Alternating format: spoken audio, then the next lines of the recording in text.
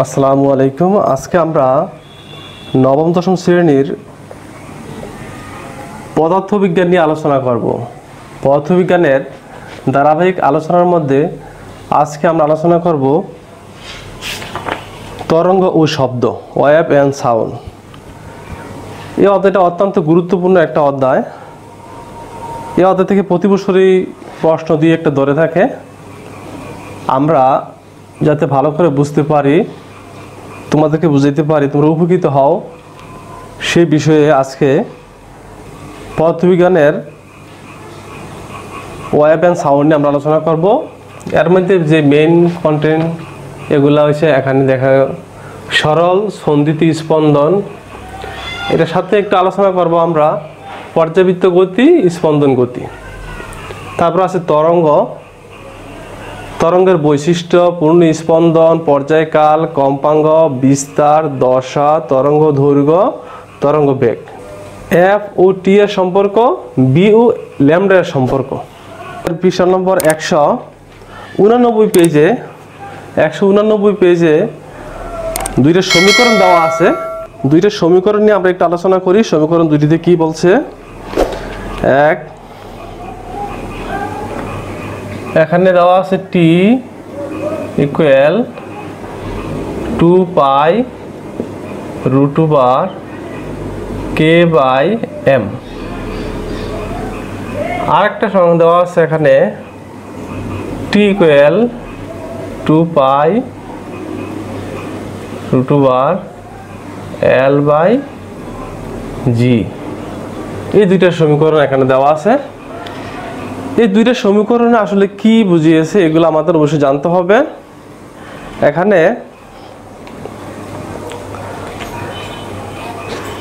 এই সমীকরণটা মূলত স্প্রিং এর ক্ষেত্রে।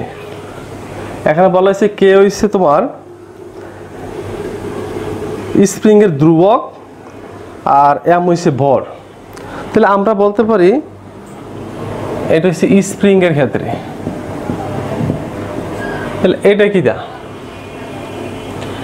এটা আমাদের সরল দোলকের ক্ষেত্রে আলোচনা করা হয়েছে। সরল দোলক,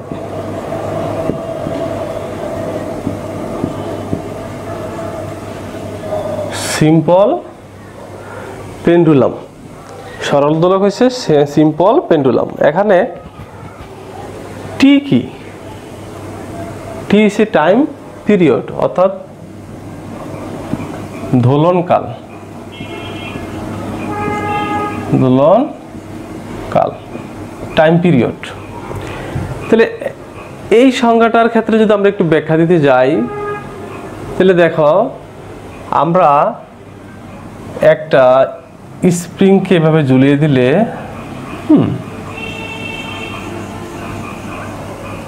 আমরা কি পাই?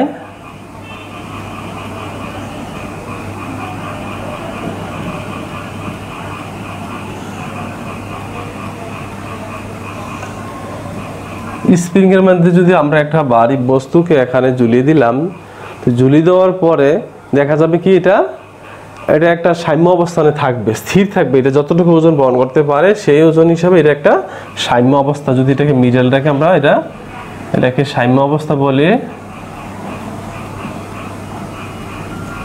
সাম্য অবস্থা। এই সাম্য অবস্থা থেকে যদি আমরা এই বস্তুটাকে টেনে নিয়ে নিচের দিকে নিয়ে আসি, এটাকে যদি আমরা টেনে নিয়ে এদিকে নিয়ে আসি, অর্থাৎ এতটুকু নিয়ে আসি, কি হবে?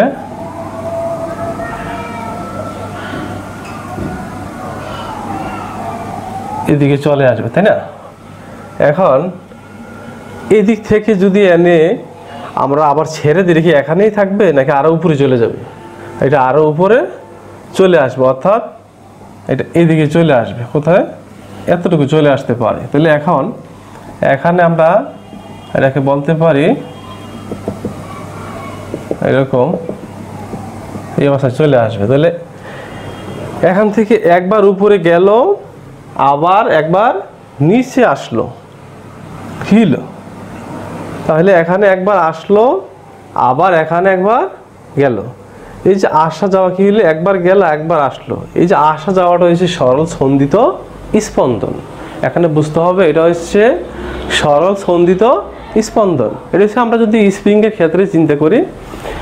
আর ঠিক আবার যদি সরল দোলকের ক্ষেত্রে চিন্তা করি বা কল্পনা করি তাহলে কি হবে, তাহলে এখানে দেখো সরল দোলকের ক্ষেত্রে আমরা একটা চিন্তা করি কি হয়। সরল দোলক যদি আমরা রাখি যে এখানে একটা কার্যকরী দৈর্ঘ্য, এটা দিয়ে আমরা একটা ভব এখানে একটা বস্তুকে ঝুলিয়ে দিলাম। যে এই বস্তুটাকে যখন ঝুলিয়ে দেওয়া হয় তখন কি হবে, এটাকে যদি আমরা টান দিয়ে এদিকে আনি তাহলে কি হবে, এটা আস্তে আস্তে এখানে চলে আসবে। টান দিয়ে আনলে এখান থেকে এখানে চলে আসবে, তাই না, এখানে চলে আসবে। আবার যদি এই বস্তুটাকে টান দিয়ে ছায়া দিয়ে রেখে এখানে থাকবে, এটা আরো এদিকে চলে আসবে। তাহলে কি আসবে, এটা আমরা বলতে পারি এখানে চলে আসতে পারে। তাহলে এই যে একবার এখান থেকে এখানে আসলো, আবার এখান থেকে এখানে গেল, তাহলে এই যে আসলো এবং গেল এই বস্তুটা, তাহলে কি একবার আসলো একবার গেল, তার মানে এটাও একবার উপর দিয়ে গেছে, একবার আবার আসছে, একবার গেছে। এটাও ঠিক একবার এদিকে আসলো আবার এদিকে গেল, অর্থাৎ একবার এদিকে গেল আবার এদিকে আসলো, তাই না। এইটা হচ্ছে আসলে দোলনকালের ক্ষেত্রে আমরা বলতে পারি সরলসন্ধিত স্পন্দন। কিন্তু আমরা আরো কিছু এটা বিস্তারিত আলোচনা করলে তোমরা আরো ক্লিয়ার হয়ে যাবে। আমি আরেকটু ক্লিয়ার করতেছি যে এখানে দেখো এই এখান থেকে এখানে যে দৈর্ঘ্যটা, এটাকে ধরা হয় কার্যকরী দৈর্ঘ্য। এটা যদি আমরা মনে করি এটা 50 সেন্টিমিটার, তাহলে এখানে একটা বস্তু আছে, বস্তুটা এখানে একটা মধ্যবিন্দু আছে, তাহলে এখান থেকে এটা কি হবে, তার ব্যাসার্ধ। যদি ব্যাসার্ধটা হয় 5 সেন্টিমিটার, তাহলে আমরা কি বলতে পারি, এখানে এল এর মান কত হবে, এল এর মান হবে আমরা লিখতে পারি 50 যোগ 5, অর্থাৎ 55 সেন্টিমিটার হতে পারে হবে। আর জি এর মান তো আমরা জানি। আসলে মূলত এই সমীকরণটা কি, একটা নির্দিষ্ট স্থানে কি করতে পারি, জি এর মান বের করতে পারি। তাহলে জি এর মানটা কিভাবে বের করতে হবে, বের করতে হলে এখানে আরেকটা কাজ করতে হবে। যে দেখো আমরা এই টিটাকে উভয় পাশে আমরা রুট ওভার করলে কি পাই, T square equal 4 pi square L by G, তাই না। তাহলে কি হবে, বা আমরা এটাকে কি করতে পারি, এটা নিয়ে আসলে এদিকে G equal 4 pi square L by T square লিখতে পারি, তাই না। তাহলে কি হবে, জি দিয়ে আমরা যে কোনো স্থানে নির্দিষ্ট কোনো স্থানের একটা কি করতে পারি, জি এর মান বের করতে পারি এই সমীকরণটা দিয়ে। এটা মনে রাখতে হবে এখানে, ঠিক আছে। তাহলে আমরা আপাতত মোটামুটি এটা বুঝতে পারলাম এই সমীকরণ দুইটা দিয়ে কি নির্দেশ করে। তারপরেও এখানে আরেকটা আলোচনা আছে, আমরা আরেকটা আলোচনা করতে পারি যে এখানে লিখছি যে পর্যাবৃত্ত গতি। পর্যাবৃত্ত গতিটা বলতে আমরা আসলে মূলত কি বুঝে থাকি। পর্যাবৃত্ত গতি সাধারণত আমরা অনেকে জানি মানে পর্যায়, বারবার একটার পরে একটা একটার পরে একটা আসবে। এখানে দেখা গেছে কি, তোমার কোনো গতিশীল বস্তুকণা যদি যদি এমন হয় যে এটি এর গতিপথে কোনো একটা নির্দিষ্ট বিন্দুকে নির্দিষ্ট সময় পর পর একই দিক থেকে অতিক্রম করে, তবে সেই গতিকে পর্যাবৃত্ত গতি বলে। যেমন ঘড়ির কাঁটার গতি, আমরা বলতে পারি ঘড়ির কাঁটার গতি অথবা বৈদ্যুতিক পাখার গতি, এগুলো হচ্ছে পর্যাবৃত্ত গতি। কারণ কি, ঘড়ির কাঁটার গতিটা মূলত সবসময় কি করে, ঘড়িটা এভাবে থাকলো আমাদের কি হয়, নির্দিষ্ট কাঁটাকে যদি এটা 12টা 6টা এখানে 3টে এখানে আমাদের 9টা হয়, নির্দিষ্ট সময় পর পর কি করে এগুলা অতিক্রম করতে থাকে। তো এই নির্দিষ্ট সময় একটা নির্দিষ্ট দিক থাকে, তার এর দিকেই কি করে অতিক্রম করে। এই গতিটাকে আমরা বলেছি এটা হচ্ছে তোমার একটা পর্যাবৃত্ত গতি। এবার স্প্রিং এর সংকোচন এবং প্রসারণের যে গতি এইটা রৈখিক পর্যাবৃত্ত গতি। আমাদের স্প্রিং তো যদি হয় তাহলে এই স্প্রিংয়ের যে গতিটা এটা হবে পর্যাবৃত্ত গতি, কিন্তু এটা রৈখিক পর্যাবৃত্ত গতি। আর এখানে আমরা আরেকটা আলোচনা করছি যে স্পন্দন গতি। স্পন্দন গতিটা কি? মূলত স্পন্দন গতিটা হচ্ছে তোমার পর্যাবৃত্ত গতি সম্পূর্ণ কোন কণা যদি তার পর্যায়কালে অর্ধেক সময় যেদিকে চলে বাকি অর্ধেক সময় তার বিপরীত দিকে চলে, তবে সেই গতিকে স্পন্দন গতি বলে। কোন একটা নির্দিষ্ট সময় এদিকে চললো, বাকি অর্ধেকটা সময় আবার এদিকে চললো। তাহলে আমরা একটু আগে দোলনকাল সম্পর্কিত একটা আলোচনা করছিলাম না, এরকম যে একটা বস্তুকে যদি আমরা কি করি ববের সাহায্যে ঝুলি দেওয়া হয় তাহলে এটা কি হবে, একটা নির্দিষ্ট সময় এদিকে আবার একটা এদিকে ঘুরতেছে, তাই না? এটা ছিল আমাদের একবার এদিকে আর একবার এদিকে ছিল। তাহলে এই সাম্য অবস্থান থেকে এটা কি ছিল? সাম্য অবস্থা। সাম্য অবস্থা থেকে যখন একবার এদিকে যাবে একবার এদিকে আসবে, তখন এটা কি হলো নির্দিষ্ট সময় পর পর এদিকে একবার এদিকে আসতেছে। এইটা হচ্ছে আমাদের স্পন্দন গতি। স্পন্দন গতিটা একটা স্প্রিংকে কোনো জির অবলম্বনে যদি কি করা হয়, ঝুলি দেওয়া হয়, তার নিচে প্রান্তে একটি বস্তু আটকানো হলে যদি বস্তুটিকে একটু খানি টেনে ছেড়ে দেওয়া হয় তাহলে বস্তুর উপর নিচ দুলতে থাকবে। বস্তুটির এই গতি হলো সন্ধিত স্পন্দন গতি। এটা কি হয়? বস্তুটির এই গতি হলো স্পন্দন গতি বা দোলন গতি বা কম্পন গতি।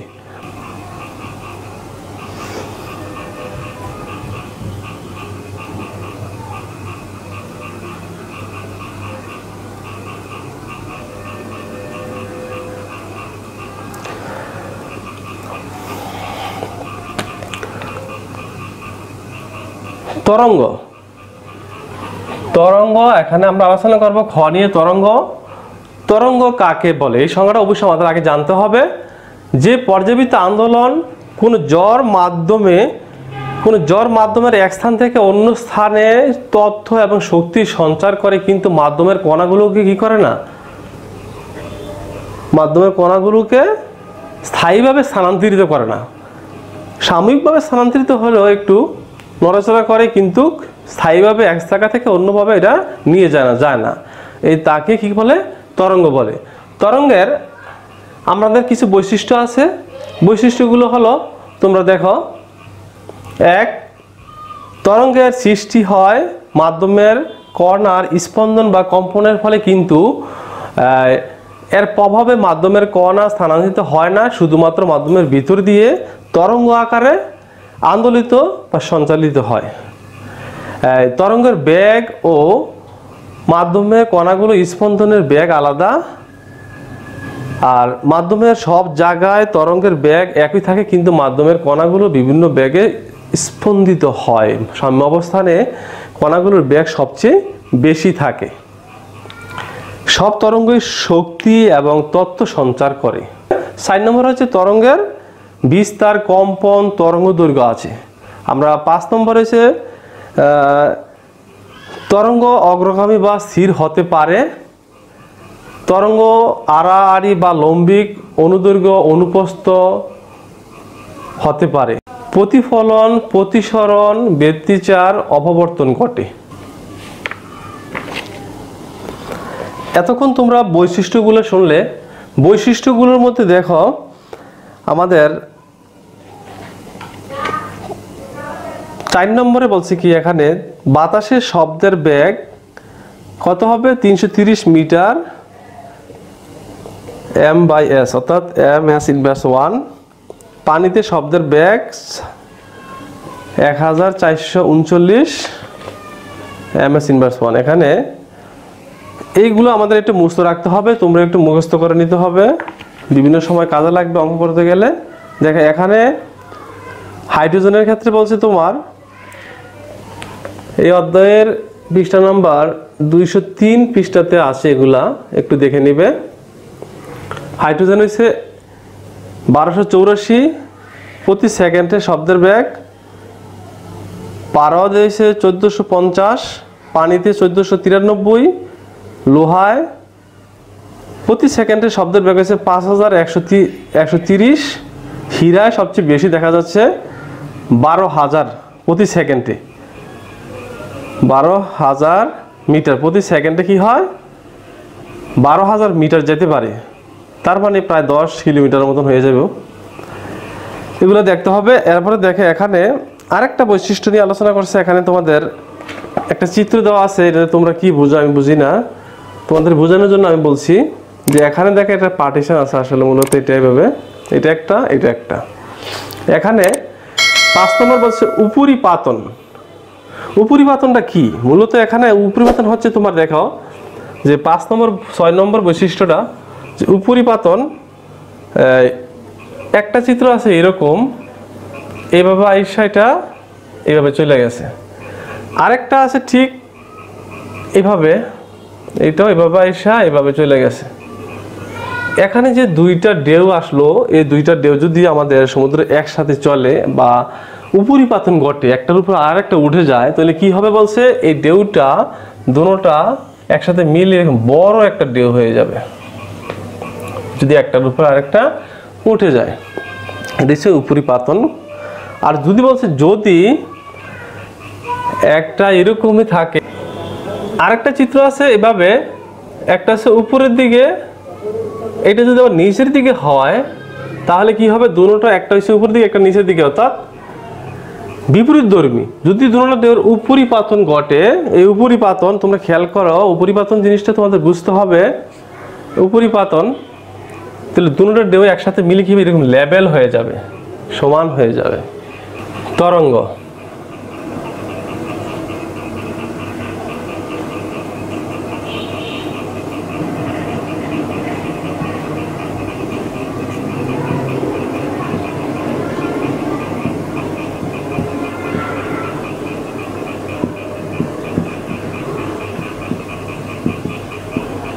ভিত্তিতে আরেকটা হচ্ছে আমাদের কম্পনের দিক। কম্পনের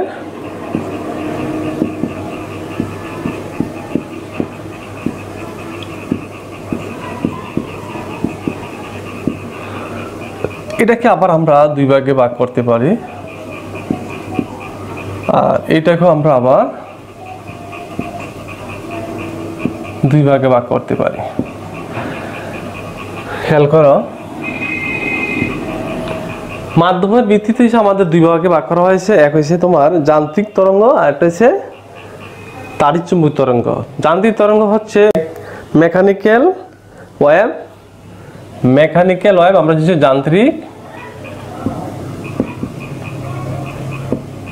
তরঙ্গ, আর একটা হচ্ছে আমাদের তাড়িৎচুম্বক তরঙ্গ।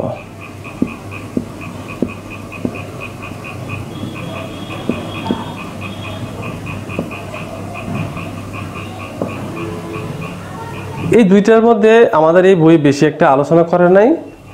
তো তাড়িৎচুম্বক তরঙ্গ হচ্ছে ইলেকট্রোম্যাগনেটিক ওয়েভ। এই দুইটা আমাদের রইল। এখন এই দুইটা দেখো, এখানে আবার দুই ভাগে ভাগ করছে কি হয়, কম্পনের দিক অনুযায়ী। একটা হচ্ছে অনুপ্রস্থ তরঙ্গ, আর একটা হচ্ছে অনুদৈর্ঘ্য তরঙ্গ। এই অনুপ্রস্থ এবং অনুদৈর্ঘ্য তরঙ্গ জানা আমাদের খুবই দরকার। এই বইয়ে মূলত এই দুইটা নিয়ে আলোচনা করছে, আর বাকি দুইটা অন্যগুলো উপরের ক্লাসে আলোচনা করা হয়েছে। তোমরা উপরের ক্লাসে বিস্তারিত জানতে পারবে। আমাদের অন্যান্য পার্ট আমরা এগুলো নিয়ে আলোচনা করছি। এখন আজকে আমরা দুইটা নিয়ে আলোচনা করব। একটা হচ্ছে অনুদৈর্ঘ্য তরঙ্গ, আর একটা হচ্ছে অনুপ্রস্থ তরঙ্গ। অনুপ্রস্থ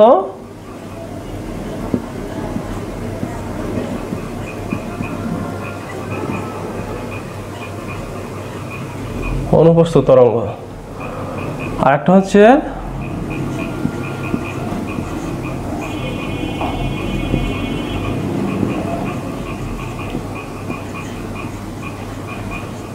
তরঙ্গ।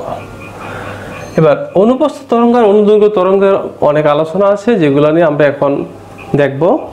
অনুপ্রস্থ তরঙ্গ কাকে বলে? অনুপ্রস্থ তরঙ্গ হচ্ছে যে তরঙ্গ কম্পনের দিকের সাথে, যে দিকে কম্পনটা যাবে ওই দিকের সাথে, যে কম্পনটা মনে করো এদিকে যাচ্ছে, যদি কম্পনটা কি করে এদিকে যেতে থাকে আর স্পন্দনের কণাগুলি কিভাবে এইভাবে কম্পিত হবে থাকবে, এইদিকে এইভাবে এইভাবে কম্পিত হতে থাকবে, অর্থাৎ উপর নিচে ভাবে কম্পিত হবে।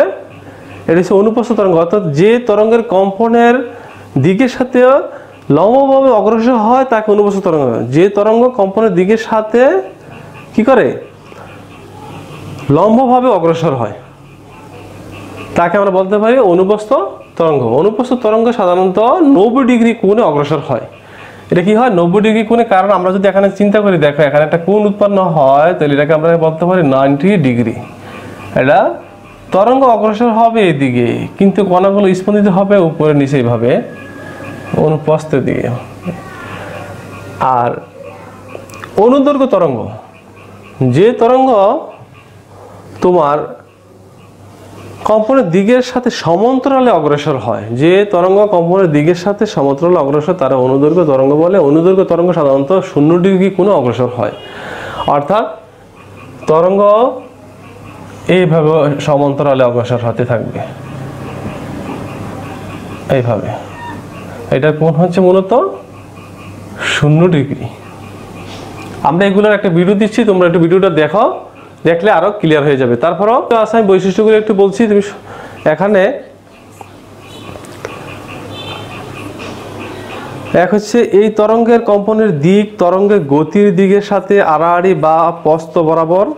অনুপস্থ তরঙ্গের সর্বোচ্চ বিন্দুকে তরঙ্গ শীর্ষ বলে, আর সর্বনিম্ন বিন্দুকে মানে যেটা নিচে থাকে এটাকে সর্বনিম্ন বিন্দুকে পাদবিন্দু বলে। আর এখানে অনুপস্থ তরঙ্গের সর্বোচ্চ চূড়াসমূহ বা নিম্ন চূড়াসমূহ সর্বদা একই দশায় থাকে। আর পানির তরঙ্গ অনুপস্থ তরঙ্গের উদাহরণ একটা। আমরা এগুলো আরেকটা আলোচনা আসবে, যদি একটু পরে আমরা একটা চিত্র আঁকবো। চিত্র আঁকে যখন নাকি আমরা পূর্ণ স্পন্দন, পর্যায়কাল, কম্পাঙ্গ, বিস্তার, দশা, তরঙ্গ দৈর্ঘ্য, তরঙ্গের বেগ আলোচনা করব, তখন এই কথাগুলো আরেকটু ভালো করে তোমরা বুঝতে পারবে। আর যে তরঙ্গ কম্পনের দিকের সাথে সমান্তরালভাবে অগ্রসর হয় তাকে অনুদৈর্ঘ্য তরঙ্গ বলে। এই তরঙ্গের দুই একটা বৈশিষ্ট্য আমরা বলেছি, যে এই তরঙ্গের কম্পনের দিক এবং তরঙ্গের গতির দিক পরস্পর সমান্তরাল বা একই দিকে। অনুদৈর্ঘ্য তরঙ্গের অনুরূপ রাশি হচ্ছে সংকোচন ও প্রসারণ। বায়ুর মাধ্যমে শব্দের তরঙ্গ অনুদৈর্ঘ্য তরঙ্গের উদাহরণ আমরা বলতে পারি। এবার আসো আমরা একটা চিত্র নিয়ে আলোচনা করি, তাহলে আমরা আর এই বিষয়গুলোকে আরেকটু ক্লিয়ার হয়ে যাবে।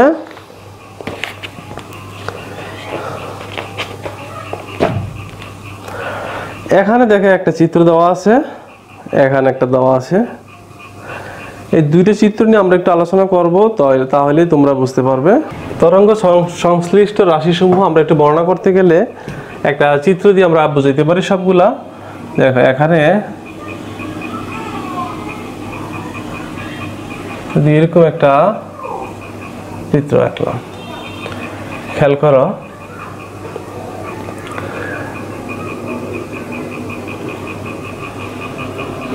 এইটা তোমার এই যে একটা পূর্ণ স্পন্দন দিতে আমাদের কি প্রয়োজন, এটা আমাদের একটা যে আমরা একটু আগে আলোচনা করছি অনুদৈর্ঘ্য অনুপ্রস্থ যে তরঙ্গ, অনুপ্রস্থ তরঙ্গের এটা একটা চিত্র, যে একটা প্রত্যেকটা বিন্দু এর একটা বিন্দু ধরতে পারি, এটাকে একটা বিন্দু ধরতে পারি। এখানে ঊর্ধ্বগামী, এটাকে উপরের দিকে উঠছে, আবার এদিকে নিচের দিকে নামছে, এখানে একটা বিন্দু ধরতে পারে, এটাকে একটা ধরতে পারে, এটাকে একটা ধরতে পারে, এটা একটা প্রত্যেকটা মুহূর্ত। অর্থাৎ এখানে যদি আমরা এ ধরি, এটাকে ভি ধরতে পারি, এটাকে বি ধরলাম, এটা সি ধরতে পারি, এটা ডি, এটা ই, এটা এফ, এটা তাহলে কি হবে জি হবে। তাহলে একটা আমরা বলতে পারি পূর্ণ স্পন্দন। পূর্ণ স্পন্দনটা কি খেয়াল করো। পূর্ণ স্পন্দনটা আগে আমাদের জানতে হবে। পূর্ণ স্পন্দন হচ্ছে তরঙ্গের উপরস্থ কোনো কণা একটি নির্দিষ্ট বিন্দু থেকে যাত্রা শুরু করে, আবার ওই একই দিকে থেকে সেই বিন্দুতে ফিরে এলে তাকে একটি পূর্ণ স্পন্দন বলে। তো পূর্ণ স্পন্দন আমরা কিভাবে বলতে পারি, যে এখান থেকে এই দশাটা যেই অবস্থা আছে তাহলে এই অবস্থাতে এইটা আছে, তাই না? অর্থাৎ একটা এইভাবে আইসা আবার একটা পূর্ণ এই বিন্দুতে আসবে অবস্থা, এই অবস্থাটা আসলে এই দাগটাকে দেখাইছে আমাদের সাম্য অবস্থা, তাই না? এটা আছে একটা সাম্য অবস্থা। সাম্য অবস্থা থেকে তাহলে আমরা একটা পূর্ণ স্পন্দন বলতে পারি কিটা?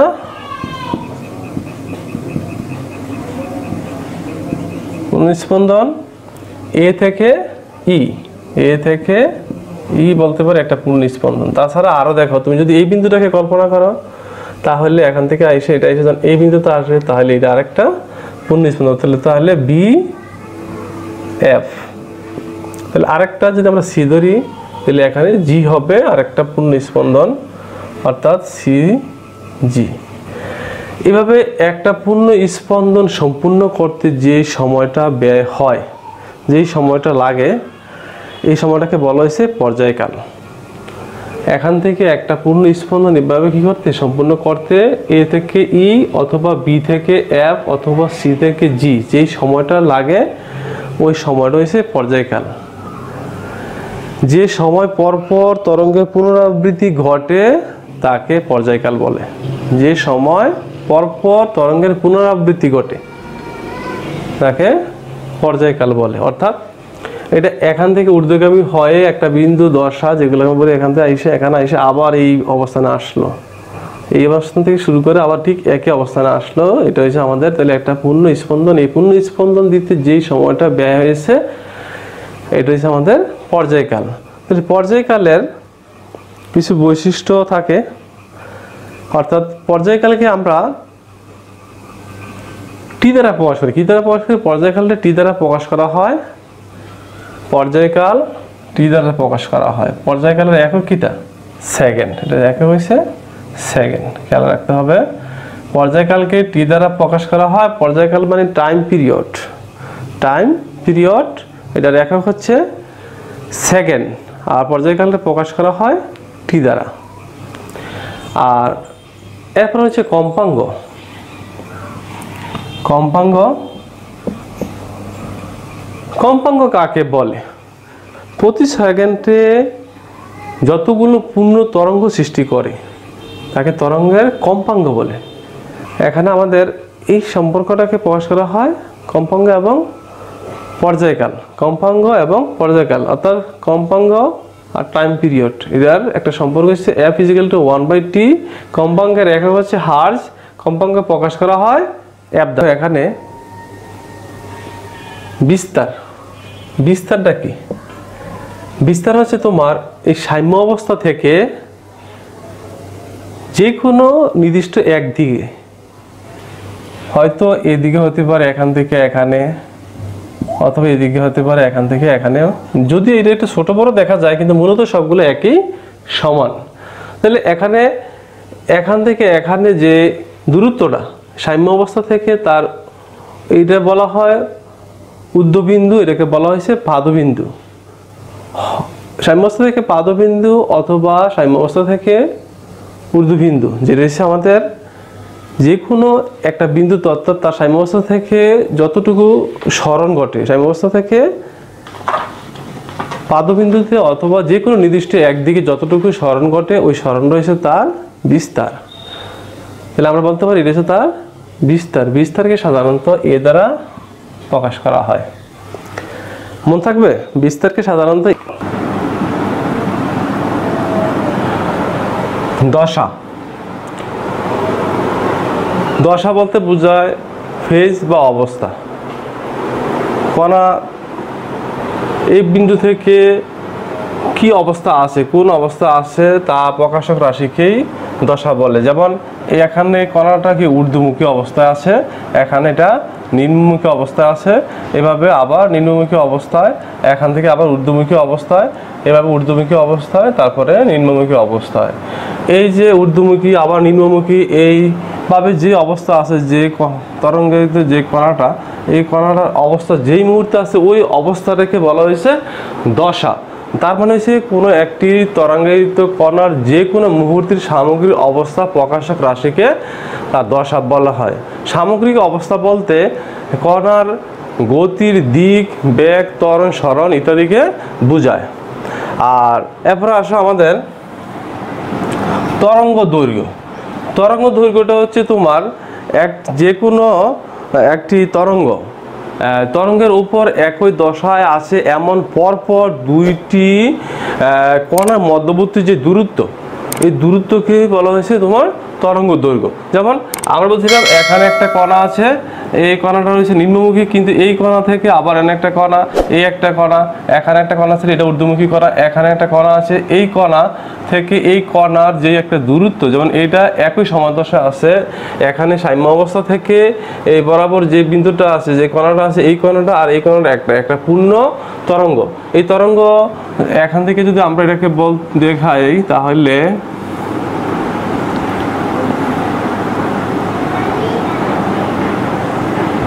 এটাকে আমরা প্রকাশ করি কি দ্বারা? তরঙ্গ দৈর্ঘ্যকে ল্যামডা দ্বারা প্রকাশ করা হয়, ল্যামডা।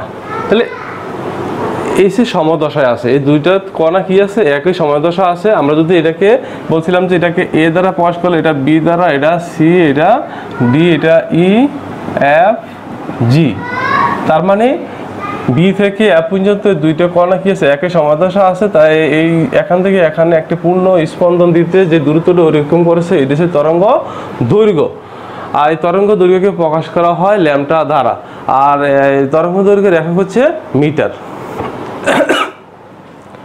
তরঙ্গ দৈর্ঘ্য প্রকাশ করা হয় ল্যামডা দ্বারা, একক হচ্ছে।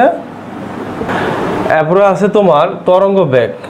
তরঙ্গ বেগকে বি দ্বারা প্রকাশ করা হয়, এর একক হচ্ছে মিটার পার সেকেন্ড। এখানে তরঙ্গ এক সেকেন্ডে কোনো নির্দিষ্ট দিকে যে দূরত্ব অতিক্রম করে তা হচ্ছে তরঙ্গ বেগ। অর্থাৎ একটা তরঙ্গ নির্দিষ্ট দিকে এক সেকেন্ডে যে দূরত্ব অতিক্রম করে তা হচ্ছে তরঙ্গ বেগ। তরঙ্গ বেগকে বি দ্বারা প্রকাশ করা হয়, এর একক হচ্ছে মিটার পার সেকেন্ড। এটা হয়ে গেল ধরুন একটা পূর্ণ তরঙ্গ। আমরা বলতে পারি কি তরঙ্গ বেগটা এখান থেকে, এই যদি একটা কণা থাকে এখান থেকে এখানে একটা পূর্ণ কম্পন, এই পূর্ণ কম্পন দিতে যেই সময়টা লাগছে, একটা পূর্ণ কম্পন দিতে কোনো নির্দিষ্ট দিকটাকে অন্যদিকে, কণাটা যাচ্ছে এদিকে, এটা হচ্ছে নির্দিষ্ট দিকে একটা কণা পূর্ণ তরঙ্গ দিতে যেই সময়টা ব্যয় হয়েছে, এটা হচ্ছে তরঙ্গের ওই যে দূরত্ব অতিক্রম করছে ওই সময়ে, এই সময়টা হচ্ছে তার তরঙ্গের বেগ। আচ্ছা, এবার তরঙ্গ বেগের পর আমাদের দেখো এখানে দুইটা সমীকরণ আছে। দুইটা সমীকরণ, এক হচ্ছে এফ টি এর মধ্যে সম্পর্ক, আর একটা হচ্ছে বি ও ল্যামডার মধ্যে সম্পর্ক। এফ ও টি এর সম্পর্কের ক্ষেত্রে আমরা বলছিলাম যে এফ হচ্ছে কম্পাঙ্ক এবং টি হচ্ছে পর্যায়কাল। পর্যায়কালকে সাধারণত টাইম পিরিয়ড বলে, তো টাইমের টি দ্বারা প্রকাশ করা হয়। আর এফ ও টি এর সাথে সম্পর্কটি একটি পূর্ণ দোলন বা একটি পূর্ণ স্পন্দন দিতে যে সময় লাগে তাকে পর্যায়কাল বলে। পর্যায়কালকে আমরা কি দ্বারা প্রকাশ করেছি? পর্যায়কাল সেটা হচ্ছে টি। তাহলে টি সেকেন্ডে অতিক্রম করে, টি সেকেন্ডে দিতে পারে একটি কম্পন, টি সেকেন্ড এ দিতে পারে একটি কম্পন। তাহলে এক সেকেন্ডে দিতে পারে 1/টি কম্পন। তাহলে আমরা কি করতে পারি? যেহেতু 1/t এটা কি একটা পর্যায়কালের সম্পর্ক, পর্যায়কালের সাথে সম্পর্ক। অর্থাৎ আমরা কম্পাঙ্ক সংখ্যা থেকেও পড়েছি যে কোনো কম্পনশীল বস্তু কণা এক সেকেন্ডে যতটি পূর্ণ কম্পন দেয় সেটি হচ্ছে ওই কণার কম্পাঙ্ক। তাহলে এটা হচ্ছে কি কম্পাঙ্ক ও পর্যায়কালের একটা সম্পর্ক। অর্থাৎ আমরা বলতে পারি যে তোমার এখানে সুতরাং 1/t সমান f, বা আমরা বলতে পারি f সমান 1/t বা ft সমান 1। এটা হচ্ছে কম্পাঙ্ক ও পর্যায়কালের মধ্যে সম্পর্ক। এটা কি কম্পাঙ্ক এবং পর্যায়কালের মধ্যে সম্পর্ক। এবার আসো আমরা আলোচনা করব বি ও ল্যামডার মধ্যে সম্পর্ক। বি ও ল্যামডা, বি কি? বি হচ্ছে তরঙ্গের বেগ, আর ল্যামডা হচ্ছে একটা পূর্ণ কম্পন দিতে যে দূরত্ব অতিক্রম করে, এই দূরত্বটা প্রকাশ করা হয়েছে ল্যামডা দ্বারা। অর্থাৎ LAMBDA ল্যামডা। এখন তাহলে আমরা বলতে পারি যে বি ও ল্যামডা এর মধ্যে সম্পর্ক চিন্তা করি, যদি এই ল্যামডা হচ্ছে একটা তরঙ্গের দৈর্ঘ্য, এই তরঙ্গের দৈর্ঘ্য যে কয়টা কম্পন দিল এটা কম্পাঙ্ক। আমি যদি বলি যে একটি কম্পন সম্পূর্ণ করতে যে দূরত্ব অতিক্রম করে তা হচ্ছে ল্যামডা, তাহলে এফটি কম্পন সম্পূর্ণ করতে কি হবে, তার এফটি সময় লাগবে। তাহলে আমরা লিখতে পারি কি, তা একটি কম্পন সম্পূর্ণ করতে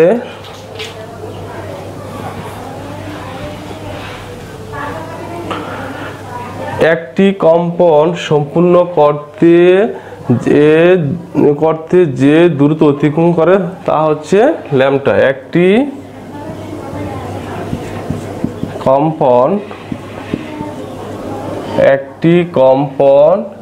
আমরা যদি এতটুকু একটা কম্পন, অথবা এখান থেকে না একটি কম্পন, তাহলে একটি কম্পন সম্পূর্ণ করতে যে দূরত্ব অতিক্রম করে তা হচ্ছে ল্যামডা। তাহলে একটি কম্পন সম্পূর্ণ করতে তার কি কতটুকু সময় লাগবে, তাহলে সুতরাং আমরা বলতে পারি একটি কম্পন সম্পূর্ণ করতে যে সময় লাগে তা হয়েছে, আমাদের প্রকাশ করতে পারি কিন্তু এফটি সময় লাগবে, এফ ল্যামডা। তাহলে এটাই তো আমাদের কি দা বি এবং ল্যামডা, এফ এবং ল্যামডার মধ্যে সম্পর্ক। তো ল্যামডা সম্পর্ক এটাকে আমরা প্রকাশ করতে পারি এই যে দূরত্ব অতিক্রম করে যেই সময়টা লাগে, আর যেই সময়ে যে দূরত্ব অতিক্রম করে ওই সময় যে দূরত্বটা অতিক্রম করে ওই দূরত্বকে কি প্রকাশ করা হয় বি দ্বারা। তাহলে আমরা বলতে পারি তরঙ্গ দৈর্ঘ্য ভি সমান সমান এফ টি, এফ ল্যামডা। তাহলে এইটাতে সমীকরণটা আমরা পেয়ে গেলাম যে বি এবং ল্যামডার মধ্যে সম্পর্ক কি দা ব্যাগের সম্পর্কটা, ব্যাগ অর্থাৎ এই একটা পূর্ণ কম্পন দিতে এখান থেকে এখানে আসতে যে সময়টা ব্যয় হয়েছে ওই সময়ে যে দূরত্ব অতিক্রম করছে ওই দূরত্ব রয়েছে তার ব্যাগ। ব্যাগকে সাধারণত আমরা কি দ্বারা প্রকাশ করে থাকে, বি দ্বারা প্রকাশ করে থাকে, B is equal to F lambda. এটা মনে রাখতে হবে, এতটুকুই।